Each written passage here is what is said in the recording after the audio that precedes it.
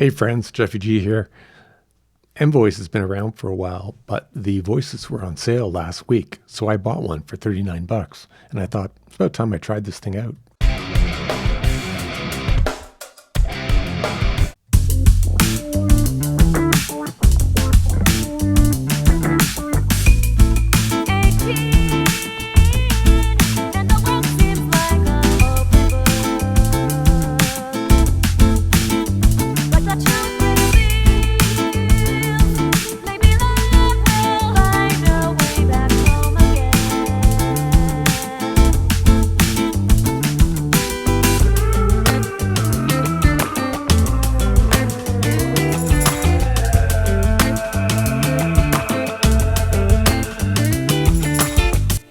I pulled up this Logic song and it sounds like this.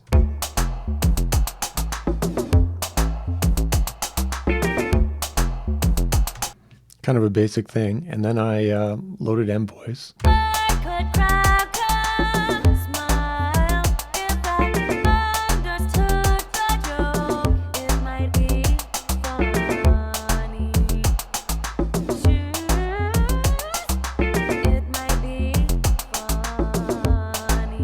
Without reading the manual, I was able to do some basic things. But one of the first problems I had was how to get notes in there. So let me show you how that works. You create a track just like you would using any plugin or VST. I went down to AU Instruments, mVoice, Mono. The plugin opens like this. Demo, they tell you to click on the pencil and just draw in the notes that you're going to want. Of course, see the problem? There's no sound. There's no way to hear the notes that you're playing. You can create an alternate track. You could add another track with a different software instrument, one that might make more sense. I'm just going to use the Hammond organ. So if you take a look over here, I've got the mVoice track where I want to record the vocal line. And I've got another instrument track, which just happens to be a Hammond organ. If you put this on record and then hit play, you can, play the notes.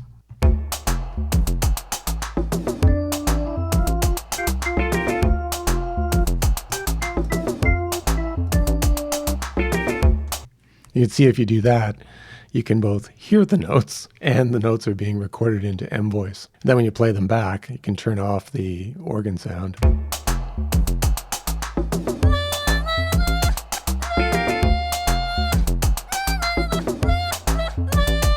Oh, those are really high.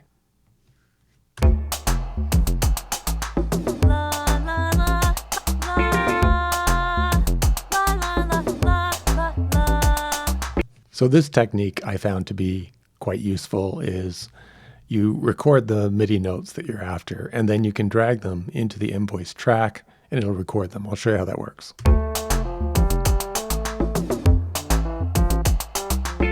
Dragged this up to the mVoice plugin, and then on the mVoice plugin, if you turn on record, press play, it'll move the MIDI notes into mVoice. Sort out your melody, play it on a different line, create the MIDI, and then just drag the MIDI into mVoice. Now it's a bit of a one-way street because once you've brought your MIDI notes into mVoice, you're going to do all this editing to add your lyrics and effects and glissandos and all these other vocal effects, which means that's the last time you'll be able to pull your MIDI in.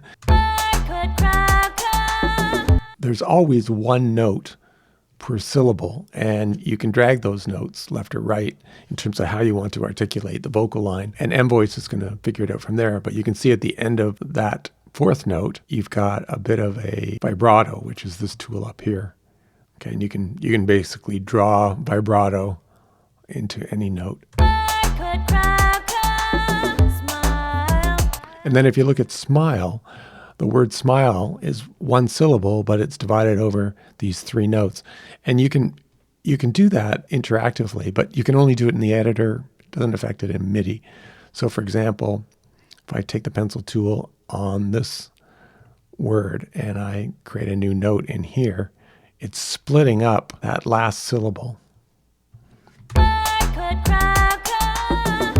And here where the syllables are, it might be, I had one note, but there's a tool in here that will split or join different notes. So you might have to take one note and split it into as many syllables as the words you're using for your lyric. On that last word, funny, I'm taking a big jump from C3 down to the main note for funny.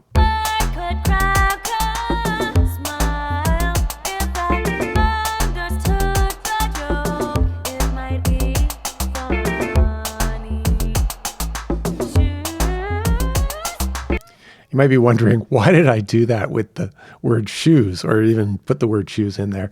I just wanted to see how it handles one long note that's split over the range of an octave and how smoothly it transitions. And so a lot of what you're seeing here was just my experimenting, just playing around with mVoice to get used to how it works. I did it interactively by reading the manual and trying things as I went, and it took me maybe 20 minutes, but there's a lot of nuances to how mVoice creates a vocal line. Another interesting thing about my little experiment with the word shoes, it sounds like this usually.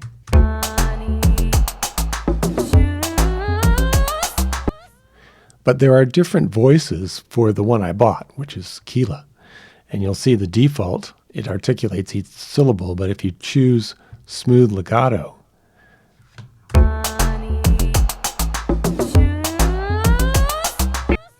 so that legato has kind of a different effect. And you're not really just buying one voice, you're buying about 9. Deep electro, just as an example.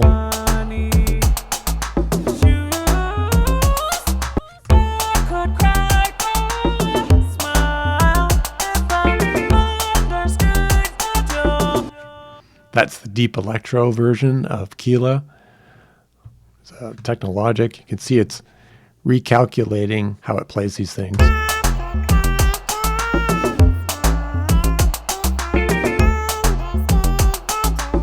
Hard tuning.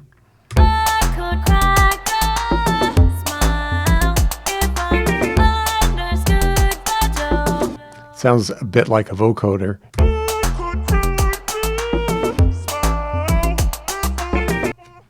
Don't know if I'll use that.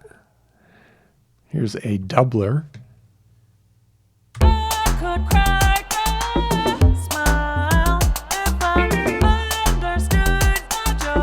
I think I'd be inclined to use my own plugin effects, not these different voices. But the alternate take one at the very end was quite interesting. It sounded the most natural to me.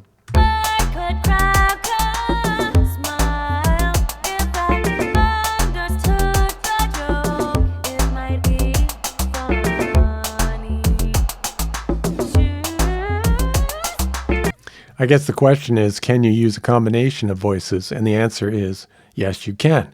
I thought, well, I could just put these on different tracks with different voices.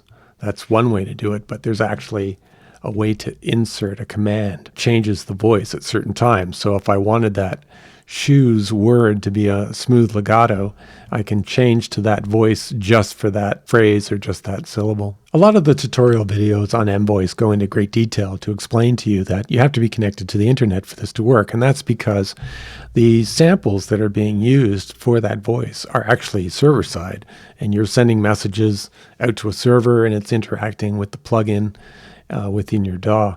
So it's true, you do have to be connected. But once you've got the vocal line that you like, you can bounce this to audio, and then it's going to reside on your DAW. You don't have to be connected at that point in time. Just a few other things to look at is you can change the editor size. I have it set to medium, but it could be small or large. It's not scalable, but you know, it still gives you some flexibility here. You find that when you're working on lyrics and trying to get your melodies done, that you spend a lot of time in this editor. There are menu items for getting to the different icons that are listed up here, the draw icon, the glissando, the undo, cut and paste. Interestingly, cut and paste are on a Mac slightly different commands. You have to use the option key instead of the command key. And you can see split, join, vibrato. You've sort of seen how some of those work. Zooming in and zooming out is pretty easy. It's just the command and arrow keys. Theme, I didn't even notice that. Oh yeah, there's a light and a dark theme. It's just the way the overall plugin works. The other tutorials go through these in greater detail. Another thing I found pretty interesting is if you hover over a word, like funny here, you get different phonetic iterations of that word that you could use. So you can preview them. Funny, funny. Sometimes the difference is so subtle, it's really tough to decide. So just here on if I, let's just take a look. You can see that phonetically AY1 is just one way to say I.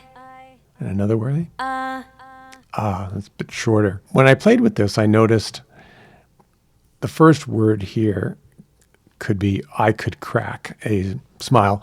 But if you put in AA, it pronounces I a little bit differently. And that's what I was after. It's I. It's a bit drawn out, right?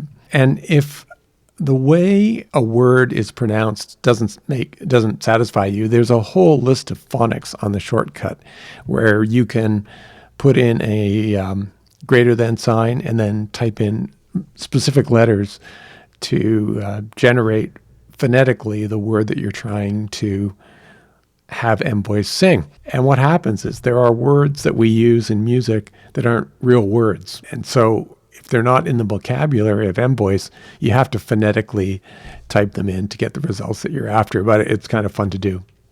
Of the 3 or 4 budget-minded vocal synthesis solutions out there, I think mVoice is probably number 1. It's quite flexible and it's fun to use. Is it designed to replace a vocalist? Well, not really. You could augment a vocalist, use it for backups, or more importantly, I plan to use it to convey the lyrics and the melodic line that I'd like a singer to sing.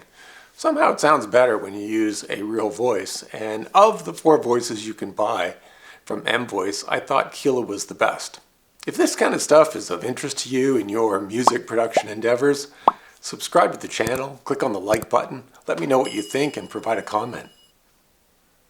Thanks for watching.